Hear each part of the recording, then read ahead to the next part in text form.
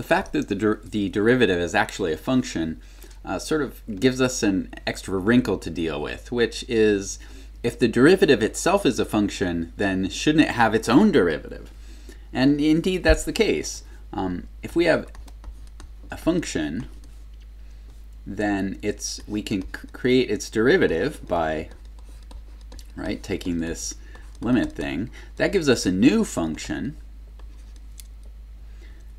So this is f of x plus h minus f of x over h. This is a new function, so we could turn around and take its derivative. So that would be the limit as h goes to 0 of f prime at x plus h minus f prime at x all over h. So this is, I guess, if this is one derivative, then this new function, this is a sort of a double derivative, or we actually call it a second derivative. The notation that we'll use for this is, well, there's notation for a second derivative in Newton's notation, and there's notation in Leibniz notation as well. In Newton's notation, you just put another prime on there, like that, to denote the fact that it's the second derivative, not the first derivative. And in Leibniz notation, this d dx sort of acts like the verb. This says the derivative of, right? So when you put an x after an f after this, you're saying the derivative of f. Well, a second derivative is just a derivative of a derivative. So using Leibniz notation, we would write that like this: the derivative of f.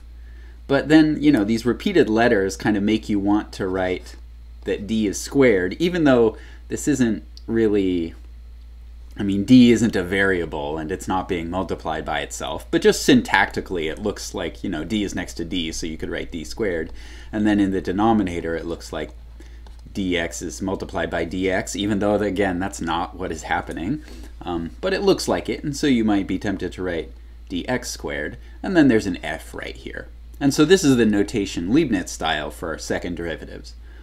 Well, as soon as we open this Pandora's box of taking another derivative, you can see that we could then take the derivative of the second derivative, and that would give us, I guess, a third derivative. You'd have 3 primes, and the corresponding thing in Leibniz notation would be d cubed f by dx cubed, like this, and so on. Usually, if you have more derivatives than 3, usually in Newton's notation, you'll use parentheses and put the number of derivatives right here. So this is the number of derivatives. Just so that you don't have to write prime a million times. That problem doesn't come up with the Leibniz notation because it already has it's already expressing the number of derivatives as using a number rather than just some repeated symbol like the primes. Another word that often gets used for repeated derivatives like this is that these are higher order derivatives, and so this is the second derivative is another thing to call it is the second order derivative, and the third is the third order derivative. And so a higher order derivative is just any derivative past the first order. So for example, if we have this function f of x that's x squared minus 4x, let's find its second derivative. Now the only way to find a second derivative is to find a first derivative and then take the derivative of that. So there's really no shortcut. You have to do the derivatives one by one. So first let's calculate the first derivative. So this is going to be the limit as h goes to 0 of f of x plus h. So that's going to be x plus h squared minus 4 times x plus h minus f of x, which is x squared minus 4x all over h. Okay, now in our numerator we have to multiply that all out. We're going to get x squared plus 2xh plus h squared minus 4x minus 4h minus x squared plus 4x all over h. And now we can start simplifying. The x squareds are gone. Let's see, the 4x is gone. Everything that's left has a factor of h, so now we can cancel a factor of h. And now everything that's left is a polynomial in h, so we can just plug in h equals 0. And we get, it looks like we're going to get 2x minus 4. So that's the first derivative of f. Now for the second derivative of f, we just take the derivative of the first derivative. So this is the limit as h goes to 0 of, so what we're going to write down here is the first derivative at x plus h. And here's the formula for the first derivative over here. So 2 times x plus h minus 4 minus, and now we need to write down f prime of x, right? The first derivative at x, and that's 2x minus 4 all over h. Okay, now we can multiply out and simplify our numerator. So it's 2x plus 2h minus 4 minus 2x plus 4 all over h. And let's see, the 2x's cancel and the 4's are gone. And now we can, everything in the numerator has a factor of h, so we can simplify that. And we're just left with 2. So it looks like the second derivative of this function is just 2. These higher order derivatives do show up in applications. For example, if an object is moving along a line so that its position in meters to the right of some landmark after t seconds is given by this function, minus t squared plus 1, let's find the acceleration of the object after t seconds. So acceleration is just the rate of change of the velocity of a moving object. And of course, velocity is the rate of change of position of that object. So since this s function is giving us our position, that means our velocity function is going to be the derivative of our position function, and our acceleration function as a function of t is going to be the derivative of the velocity function, but the derivative of the velocity function is the second derivative of the position function.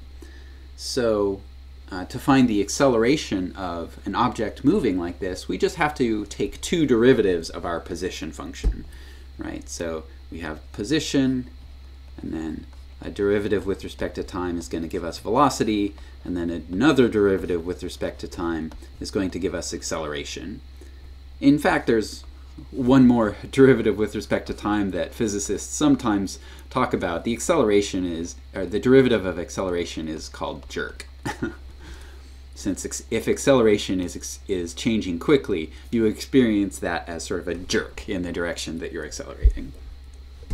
Okay, so to find our acceleration, we just need to take two derivatives of our position function. So the first derivative of our position function is limit as h goes to 0 of, so we need our variables t and not x, so we need to plug in t plus h. So minus t plus h squared plus 1 minus, and now we need to plug in t, so minus t squared plus 1 over h.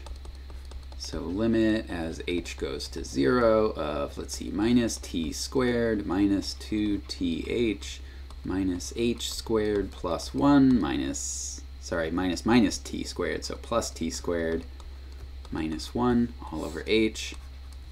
And then things start canceling, so t squareds cancel, the 1's cancel. Now everything in the numerator has an h, so we can cancel a factor of h.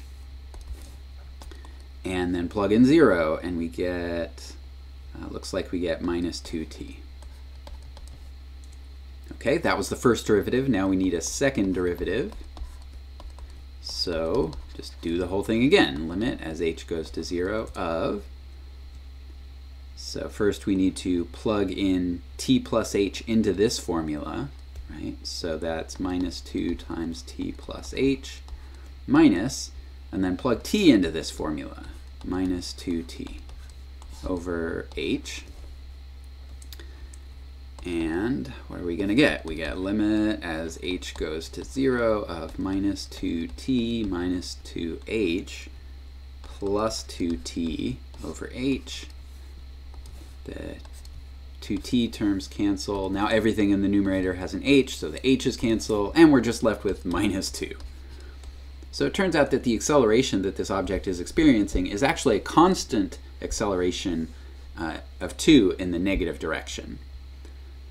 But what are the units for this? Well, remember that every time you take a derivative, it divides, the unit for the function you started with gets divided by the unit for the variable. So since we started with meters, and time is in seconds, velocity, the first derivative, is in meters per second.